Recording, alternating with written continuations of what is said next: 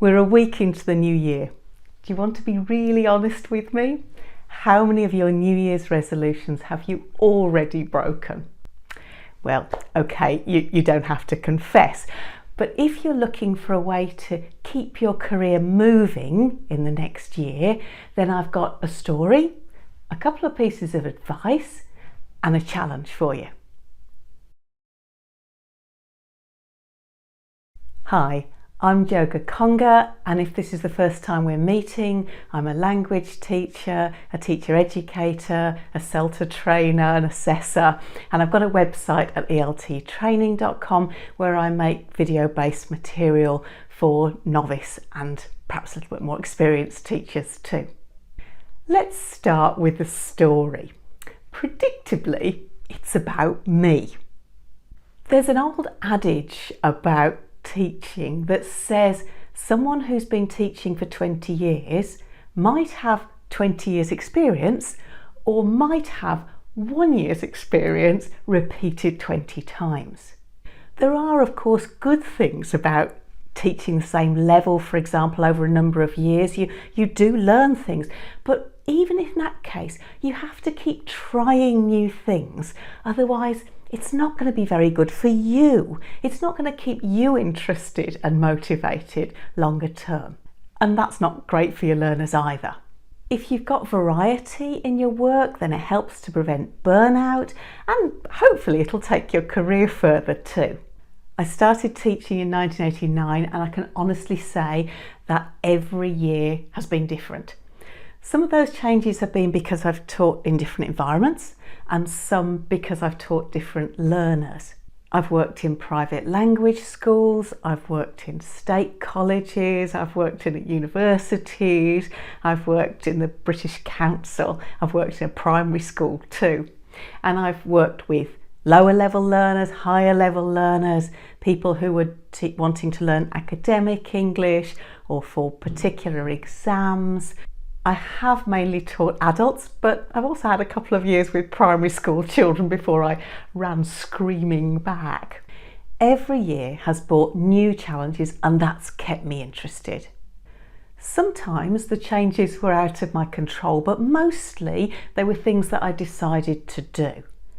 Some of the changes were quite small, like trying out flipped classroom learning, for example, and some of them were really big, like changing country, starting an MA, doing different jobs, that kind of thing. Some of the paths that I took were really successful, and some of them really showed me that this was the thing I didn't want to do in the future, but I learned from all of them. If you keep trying different things, you will find things that you've got a talent for, that you're good at and that you enjoy and that you want to do more of.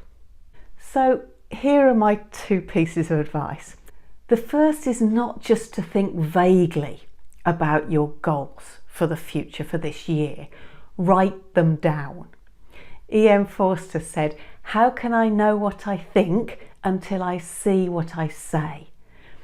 Writing things down is very powerful. It forces you to be specific. So I challenge you to write down your goals for 2022. What do you want to achieve this year? It might be something very small, like make an effort to follow one of the CPD links in my newsletter every week. It might be something much more major, like a new job or a new class or a new course. You might want to try one of the ones on my site. But get a piece of paper or open a Word document. I actually love OneNote for this kind of thing.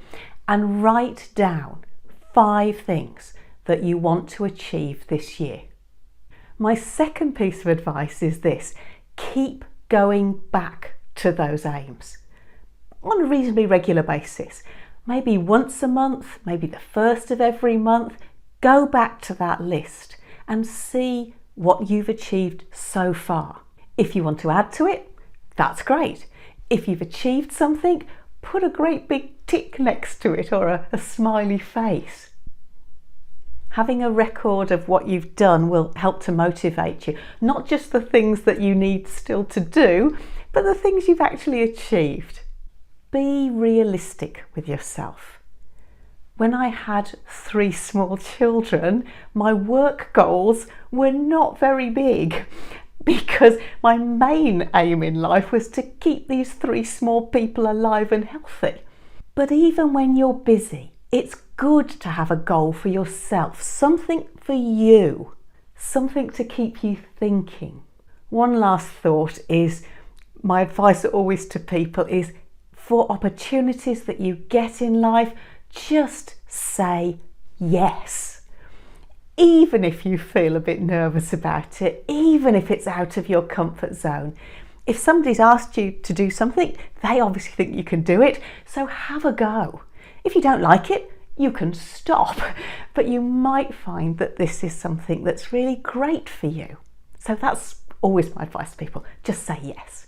I hope that 2022 is a really successful one for you and your classes, and that maybe this advice helps you to move forward a bit and make this a really productive and useful and interesting year. Happy New Year to you.